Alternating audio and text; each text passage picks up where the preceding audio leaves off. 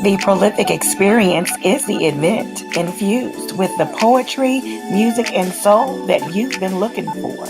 Purchase your advance tickets for your experience at theprolificexperience.com.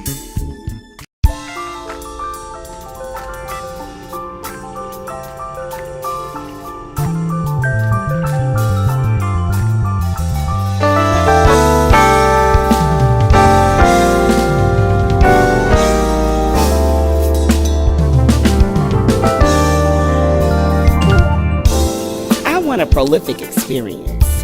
I want an experience for soulful people that love the art of real music and poetry, that's filled with people who are fine with not being part of a popular clique or the in crowd. I want an experience with people who sing their stress away, even though they were told they couldn't sing because they don't sound like Beyonce. I want an experience where poets who have poetry in their hearts and thrown aside notebooks speak their piece in spite of being told that they're not real poets by people that feel like they have a name for themselves. I want to go into a zone that's supposed to be judgment-free and not pay to be judged. I want to experience people that are closet poets, musicians, and singers that have never introduced the mic to their spirit. I want to see them walk up to the mic and let their spirits free. I want to experience people filled with soul who aren't into gangster rap, killing the spirit and blatantly disrespecting themselves.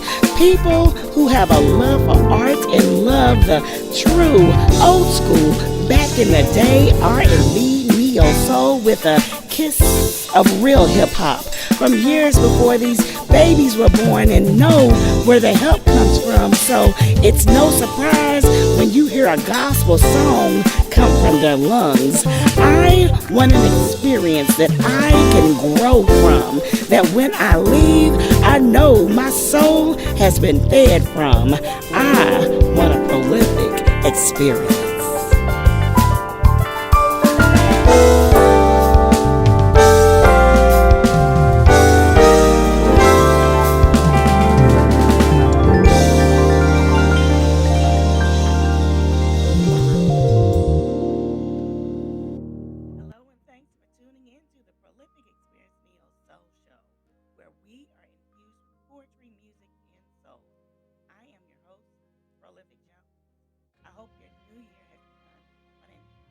Safe and positive note.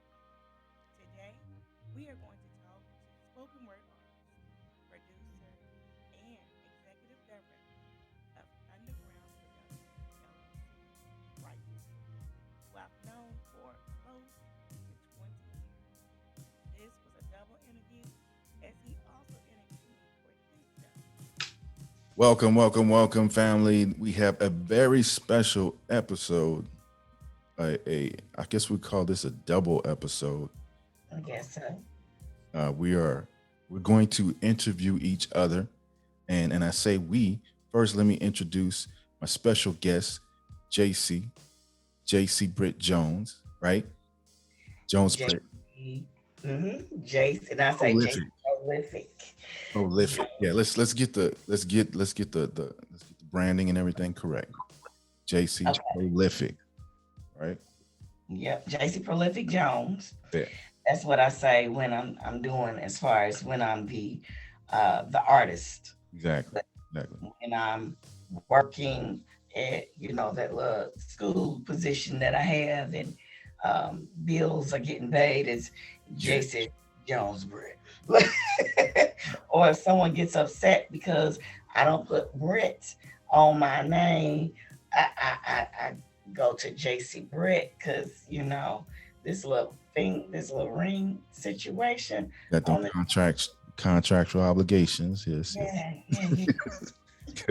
Contractual obligations. Yeah. I'm one of your hosts for the I'm Righteous One, RYCHUSS. Spell it like that because though my intentions are good, they're not always quite right. And like I said, this is going to be something different from the past episodes or other episodes you'll see, because like I said, we're gonna question and answer each other on talking about our creative journeys and our balance through the life. You know what I'm saying? Just navigating through real life situations to get things done that that fall in line with your passion. You know, and how difficult that can be and how rewarding that can be. Right. Right. Right. You had a busy week so far, right? Yes, yes, I have. I've started hosting different events, or somebody will call and say, "Oh, we need a poet," and so I do a karaoke and poetry night. Mm, Um, just Throwback Thursdays mm, is what it's called at a spot called Long Shots, and the karaoke, everybody understands it, but they don't understand the poetry part of it. But the two things I love the most are karaoke and poetry. So why not put them together, right? I mean, everybody be singing everybody else's songs anyway. right. So, so I said, well, let's do karaoke and poetry. And the space, they are great. Long Shots is just a great place to just come hang out with. I actually thought it was an old truckers bar because it's right next to like a Truck stop. uh, yeah, truck stop. I thought that's what I thought it was. Yeah, yeah. I would pass by it all the time, and then somebody had an event over there, and I walked in. I was like, "Is this in a truck stop?" They were like, "No." And somebody I've been friends with for a very long time was there, and he's handling the money. I was like, "Terrence, do you own this place?" He was like, "Yeah." I was like, "Oh my God, I never even knew," you know. So it's been great. They're very open to, my ideas and stuff like that. Where most people are like, "Well, no, we can't do that," type of situation. So I love that about the place, and it's just, we'll talk more about that. But what about your week? How's your week been? My weekend. This is probably the busiest weekend that I've had in a while. Because I've, with the adjustments of navigating around pandemic situations and the occasional family member, being exposed and having to navigate around that type of stuff. This is probably the most I've actually been out of the house to do stuff for a while, which is good. But then also too, once you get kind of used to a certain amount of rest and lag time in between the day, the weekly grind, the 9 to 5 when I gotta go put on my government name and you know what I'm saying, and handle those contractual obligations, right? It's a different thing, because like usually like my off, being off is like 3 days a week, so I'm usually chilling to the most that I can, still creating. I'm using the creative time in that space as well. But I'm thinking I'm chilling. When people think I'm chilling, I'm working on the prolific experience. I'm baking cakes. All these other things that I do that I enjoy for me, or my brand, if you want to call it that. I totally understand what you. Two things I want to go back. One, we didn't mention where you're actually located. What's the city and region that you're in now? I am in Louisville, Kentucky, the home of Muhammad Ali, the place of the Derby, of which we don't really celebrate the Derby. Us. Right. We don't celebrate Derby. We have our own parties. You know what I'm saying? We do our own thing. That's how we celebrate. We don't really go to the Derby, though. Some of us do, but you know how it is. You have something in your city that people come from out of town to go and see from all over the world. Right. And, it don't affect us. We're like, oh, they came. Well, now it's different for me. I actually live not too far from Churchill Downs. So I said I might be a little more involved with it. But yeah, that's where I am from. I'm from Louisville, Kentucky. And the way we say it is Louisville. Louisville, yeah. I learned that a few years ago. Louisville. I was like, Louisville. That's what a lot of people outside would say. Exactly. Right. Louisville. That's how I say it. Yeah. Matter of fact, I had a prank call a couple weeks ago, and I was like, "What are you saying?" He was like, "Yes, ma'am, you're from Louisville, Kentucky." I said, "Oh, I know this ain't real name. Hold on, Louis. It's some little sniggity." Probably from the country or something. Right, exactly. No. So where are you from, Righteous One? Born and raised in a place they call has a couple of different nicknames. Crescent City, the Big Easy, New Orleans, the NOLA, right? You know, so raised in New Orleans, and you know, currently I am I haven't been there in quite some time. Maybe like overall, I haven't lived there rather in about maybe almost 20 years, but you know, visit back from time to time. Still got a few family members and friends that are still down in the area. And right now I've been making most of my growth in the independent art scene in the St. Louis area, you know, for the last 12, 13 years or so. Yeah. See, I never knew that about you. That's wild. I just always said, anytime someone says they're going to St. Louis, I'm like, oh, you got to get in touch with my friend, the Righteous. He's like poetic. He does spoken word, rap, you know, all these different things. I say all of that. I never thought about or never knew that you were origin story. Yeah. Yeah, I love transplant. You know, I'm a transplant. But like I said, I tell people though, like, even though I was born in New Orleans and I lived like in the DMV for a little bit when I was in the military, but like really once I, you know, as far as intentionally getting to a stage and trying to make a name and build a brand, that all started in St. Louis. So, you know, I you know, my artistry blossomed here, you know, so yeah. Okay, cool. Well, so I guess we'll just tag, like we were saying, we're gonna tag this interview and just go from there. So let me ask you this. To me, there's a difference in poetry. You have like genres of poetry. You got your inspirational, you got your romantic, you got your you know, I would say rap more so, or you know, those kind of things. What do you think?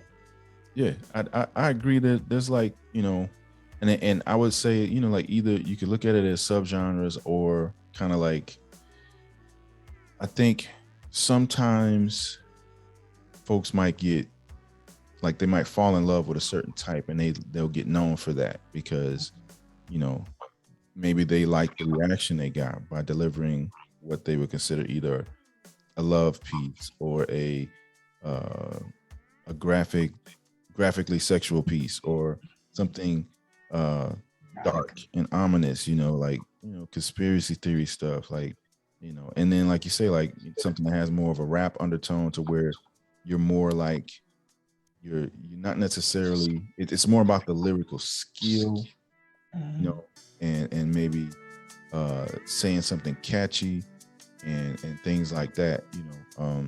But I yeah, some people, you know, will maybe fall into one or two categories, you know, and that's, you know, nothing wrong with that. And I'd like to think for the most part, it's good to try to, you know, maybe break out of what feels most comfortable to see how, you know, grow and because you got to be ready. I think, my personal opinion, as a poet, if you want more opportunities to deliver the different messages and stories that you've seen or experienced, then you kind of have to experiment in different lanes, as far as subgenres or subject matters or within poetry, to be able to have, like, say, now here comes, here's a corporate opportunity.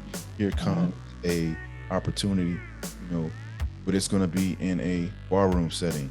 There's an opportunity at a church or at an elementary school.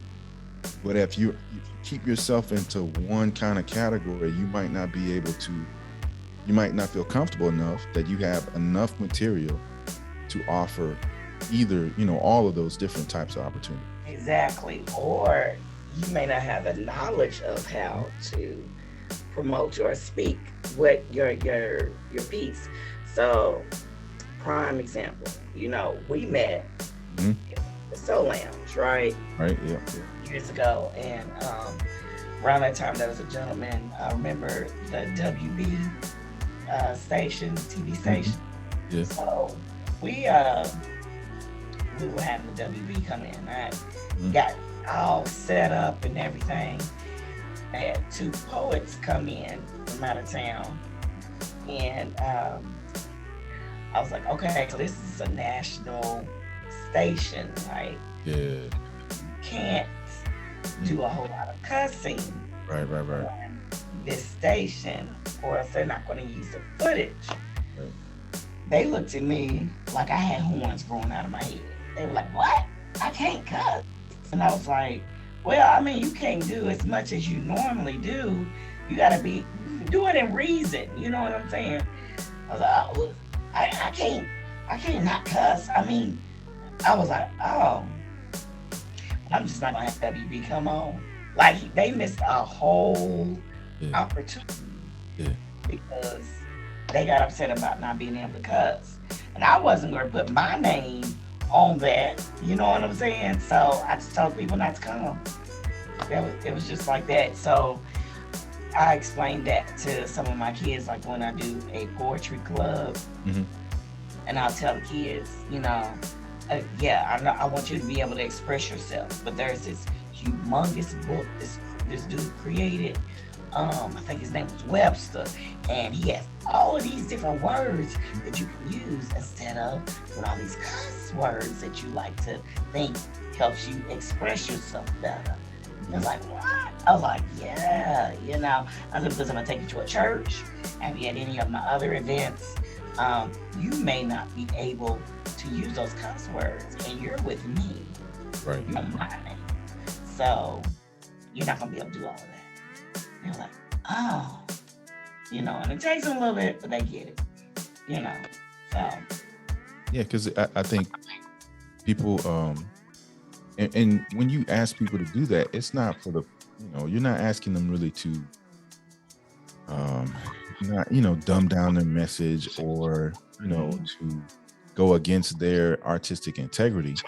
You're asking them to kind of like, self-censor with the idea that this particular opportunity can do more for not just you as an individual, others that may come into this space behind you. And it's like, you have to give yourself, and that's one of the reasons why when I, my conscious decision to write and not have certain type of words be, because like I might initially write and then there may be something else that I want to say that's a bit more passionate and right to the point, but I start thinking about almost immediately, all right, I feel good enough about this piece that I want to be able to do it anywhere. So, and also if I record it, I want it to be able to be played anywhere without somebody worrying about the words that I'm saying. Exactly. And that's my main thing. I'm explaining to people. Like, matter of fact, Friday, they get a call out the blue. Technically, the lady tried to get in touch with me the day before, but I didn't see the message. I saw the message that morning, Friday morning, and I said, they were called. They were having a program, church anniversary, pastor's anniversary, and they wanted me to come and speak. Well, it's not a churchy event, but you can't be doing all that cussing. I was like, of course, I wouldn't, I wouldn't cuss at your event, but they have to say that because people come in with stuff here lately, you know what I'm saying? So those are the things, but had it been that, I come to my piece, or I've got 2 pieces that people will swear are erotic. Because it sounds erotic with the word plays that I'm using. As a matter of fact, that's the name of the word. But it's not. As you get to the end of it, they're like, you talking about some food? You talking about a pedicure? Oh my God. Like, because it just builds them up to that point where, and they're like, oh my God. They just clutching their little invisible pearls and everything, But it's about being able to maneuver those words and those sounds. This is Righteous One. This is an exclusive pre-release version, raw, poetic justice. Up and down these streets, I hear the ghetto heartbeat in my head, keeping rhythm while repeating what the preacher said. Something about fish and a piece of bread and walking the path that my feet was led, feeding the souls that need be fed by saying the words that need be said, having faith in the blood that indeed he shed, and praying for those who wanna see me dead. In God I trust. No need for me to rush. My enemies get crushed anytime I bust to ashes and dust. This is poetic justice. This is poetic justice. This is poetic justice. This is poetic justice. This is I gotta make you understand.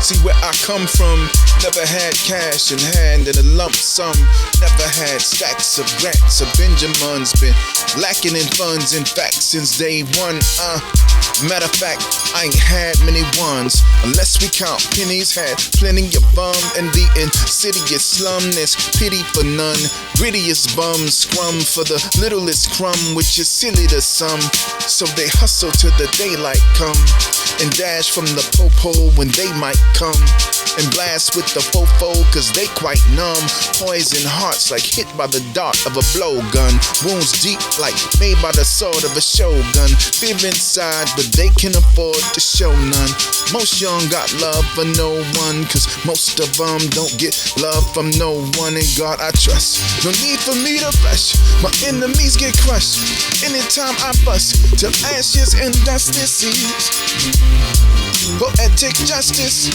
This is poetic justice. This is poetic justice. This is poetic justice. This is You ain't gotta do what they do. Just do what you feel. Never let them persuade you to sell out for a deal. I will show you the way through. Just trust in your skills. Use the gift that he gave you. But you got to be real. Got to be real. So from the heart to the pen, then out of the kiss, sir. Ain't none out now hotter than this, sir. Wisdom come through loud as a whisper. That's why I keep the rhyme style fresh as a crisper. Expand the frame when I enter the picture. No flash in the pan, I'm a permanent fixture. Give you what you need like reading a scripture. Street level heat with a spiritual mixture. cursed at birth, now labeled the victor with a hold on a game like a boa constrictor. Back when only fans were mama and sister, I knew I'd rise like skin on a blister. Now I'm the uplifter, lyrical gifter, try to heal the land of whatever afflicts her. Not a doc, but I'm something like an ailment fixer, not the cure for sure. I'm just an elixir and I trust. No need for me to rush, my enemies get crushed anytime I bust. Till ashes and dust, this is poetic justice. This is poetic justice. This is the last one for this session. It's called Can't Give Up. Self-explanatory, right? No matter what you go through, you know, you gotta keep pushing as long as you're breathing, right?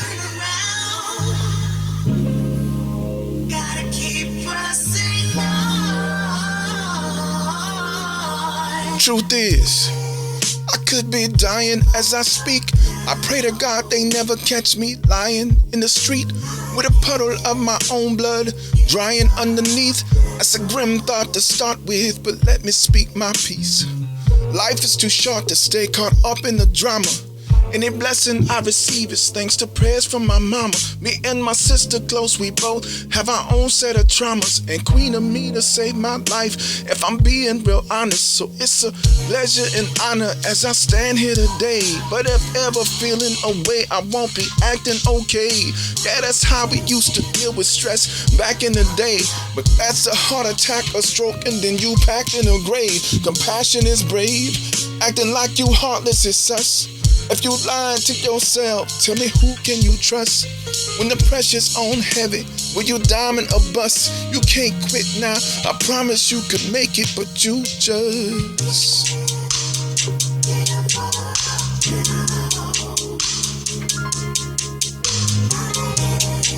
Yeah, I ain't gonna lie, man, I look in the mirror, I see the age, you know what I'm saying? I've been living this backup plan for so long, you know? And sometimes I wonder why I still do this, why I still make music, I still go on stages, but I know as long as I'm breathing, I gotta keep going, right? Because deep down, I just feel like I'm still like this. I'm like this unknown legend, unknown genius, one of the illest minds designed Earth, Mars, or Venus. Let him in, he's medicine. Intravenous, you get the picture once he live at Tipitina's. Bayou boy, growed up, got his game sewed up, pen and pad in his hand. Look here, man, hold up, big and easy, cool and breezy, like a frozen cold cup from round the corner with them quarters from your heated sofa. But you never hear him saying that they show him no love. Made his name and his home in the show me, show enough. Embraced with hugs like a long lost cuz. Had to start it all over, cause I lost my buzz. They see the platinum on the chin, think he tardy for the bloom, but you can stand him right up next to the hardest in the room. Finger paint in my placenta, been an artist since the boom. Flare 8 graffiti bump box embedded in my tomb. I'm the keeper of the boom. Reaper under moon, you will not outwork me if you sleeping until noon. Can't just leap into this bag, it's flyer and you assume I'm a dragon out of cocoon. For pretenders I am doom and yeah, too far.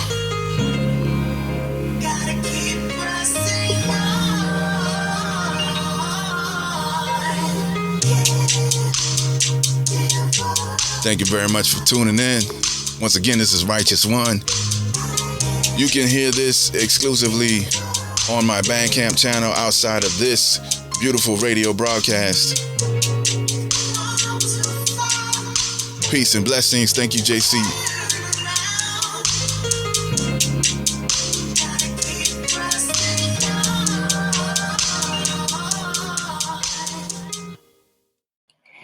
The Prolific Experience is the event infused with the poetry, music, and soul that you've been looking for.